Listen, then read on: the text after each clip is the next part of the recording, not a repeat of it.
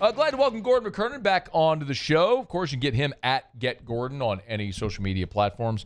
Always an interesting time in the NIL space with LSU and Ole Miss playing this weekend.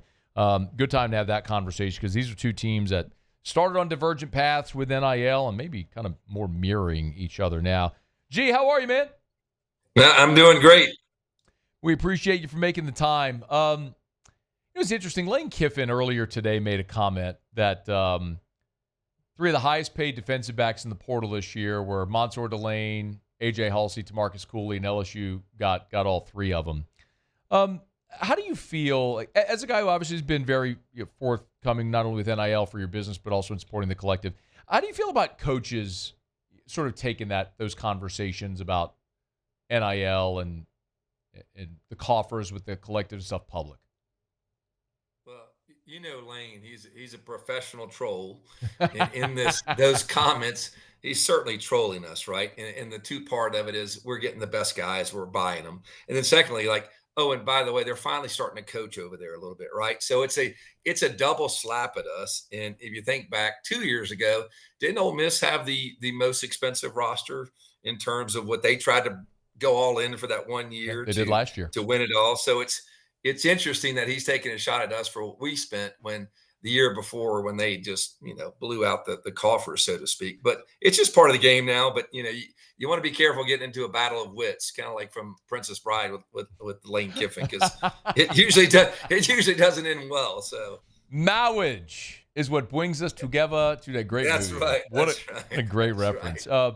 Great? But it's interesting, G, because when Brian Kelly and Lane Kiffin, they got hired the same year, and they both took very different paths, right? Lane was the portal king.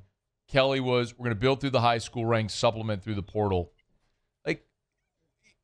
You've obviously had a lot of knowledge of how all this has worked with the collective and everything behind the scenes from the beginning.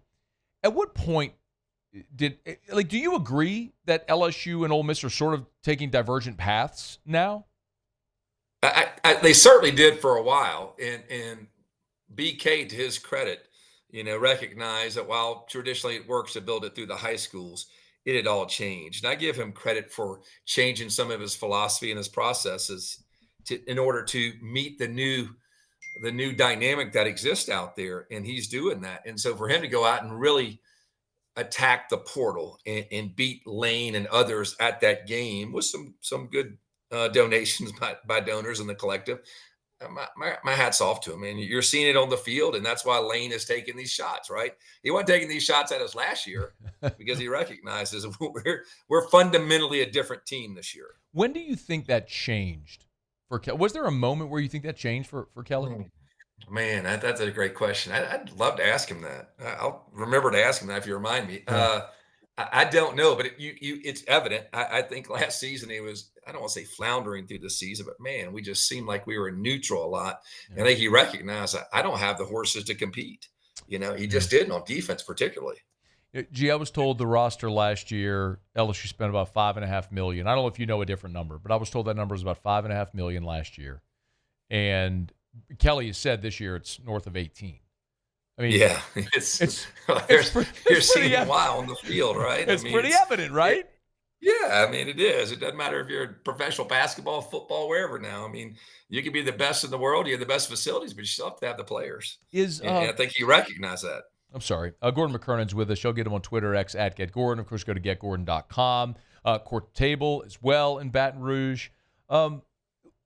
It's another interesting part of this, G, is there's obviously, everyone knows there's multiple ways that this has worked. There's the true NIL, the true third-party NIL, which you've done a great job with. Right. There's the collective fundraising. There's the revenue shares, high school NIL, which we talked about a bit last week. But when LSU needs to fundraise, say, for the collective, I know you've gotten those calls and you've made those donations. How does that work?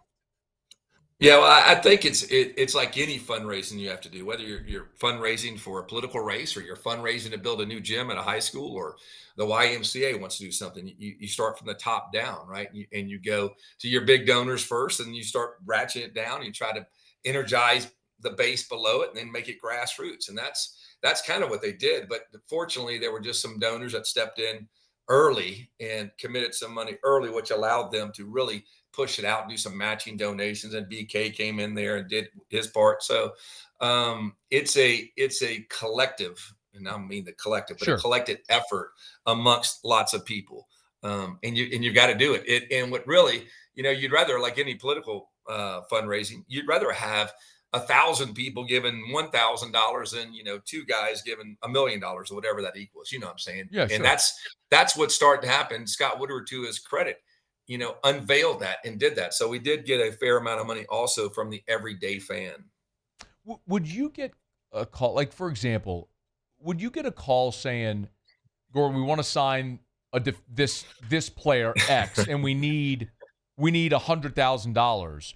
Or is it just hey, would you throw money in the pot to let us spend as we see fit?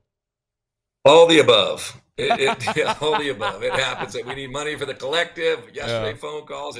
It goes on during the season. It goes on before the season. It is like a perpetual political campaign now, and they have to. I mean, you can never rest with what they have. That's the monster that has been created, and you have to feed that monster no matter what school you're at. So there's the question then about donor fatigue. Like, is that real? Yes, but it's not a big fatigue when you're 4-0 and you're number 3 or 4 in the country. It's a lot easier to. We do. You're right. We do need a little more. I love the transparency. Gordon McKernan's with us. Go ahead. You get tired, man. Winning cures a lot of ills. But here, like, there are some really seminal changes that we're seeing right now. Like look at what's going on in Gainesville. Billy Napier, it seems like he's on his way out, but I think that athletic department is going to have to make a decision. Like, do you fundraise to buy out your coach and hire another coach, or do you spend the money on your roster? Like, where do you fall in? Like, do you think we're going to see decisions made differently on firing coaches because of this?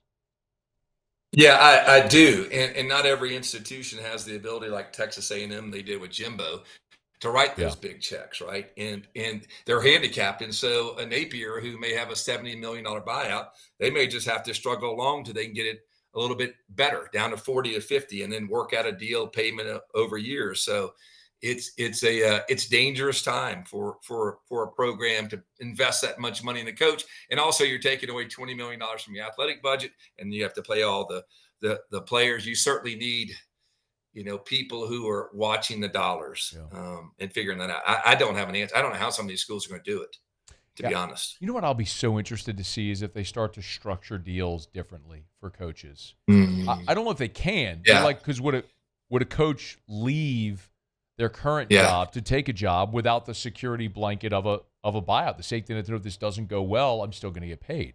I mean, I don't have the answer to that, but that's a fascinating thing to see if some of these deals get done differently.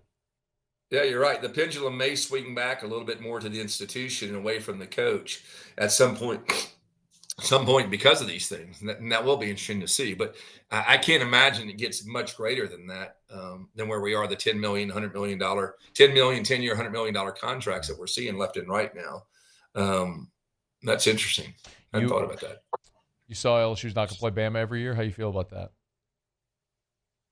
Well, with the present coach over there, that disappoints me a little bit. With the former coach there, I would have liked every third year, probably. Yeah, I know, man.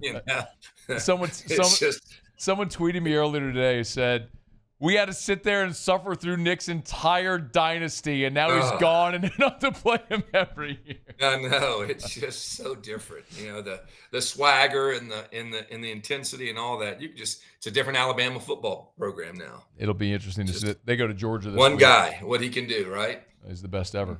I mean, when you're the best ever, what you do, you obviously make a difference. Hey, before you run, what do you think about LSU at Ole Miss this weekend? You got a thought on the game? I like it. I think we're coming into it, and we talked about it a little bit last week. We're debating whether it was a nothing burger or something burger, or what's on the burger. And obviously, it was Southeastern's not the best of opponents, but still watching some things start to unfold. And as I mentioned last week, Nuss being able to really start driving the ball again. I think you started seeing some evidence of that. His ab is getting a lot better, and just wanting to get through this week, hopefully get the win, and then rest him. I mean, he He's so competitive. He's so into it. He just never wants to quit throwing. He wants to push himself, even when he has a little tweak, and it won't let it heal as well. But you start seeing some of the old nuss coming back, I thought. LSU's a 2.5-point underdog at Ole Miss. I don't know if you're a betting man, but like that's one where I go, oof. I mean, like, you could give me LSU, that defense, spot me 2.5 with Nussmeier. Yeah. Against a guy who was playing quarterback at Ferris State a year ago. I think I like the Tigers this weekend. I do too. I watched a good part of that Ole Miss game, and they're good, but I certainly think with our defense and with our offense coming back, the 2.5 is a pretty good bet. And I do like to bet. Every day I bet on my law firm and my clients and the craziness that happens there sometimes. So a little football betting for me is pretty easy. I love it. He's Gordon McKernan. He's on Twitter, X, all the social media platforms at GetGordon. Make sure you follow there. Make sure you go check out the YouTube channel as well with all the great content with members of the G team. And if you've not been yet, get you behind over to Court to Table on Burbank. Yep. I was there for lunch one day last week, Gordon. I was talking to Brian Neal, and he said, man, it has been just bonkers around game days, and really with school being back in, a lot of the events over there as well, man. So it sounds like it's going awesome. It is. Thank you. And to all your viewers out there and listeners, please get by, give it a shot. Great food, great experience. You could bring your family, you can bring a date, you can go with a group from the office. So Court to Table over there on Burbank. Open for lunch too. So every time I go, I try to have something. I want to try everything on the menu. So I eat something different every time. And give me your feedback, good and bad. So I want to hear it. I had the smash burger last week. First time I had that. That's great. It was delicious. Still my favorite. My favorite thing I've eaten so far is the salmon. Salmon was absolutely outstanding. Absolutely outstanding. Well, good. Loved it. Well, I saw you in the boat pictures this summer, and you were pretty swollen flex. So I understand it now. Eating salmon, see, I'm eating the bad food. You're eating the good stuff, and then you're all jacked up on a boat. I get it. You know what? Sometimes it takes getting to 40, 42 years old, looking at yourself in the mirror, going, you know what?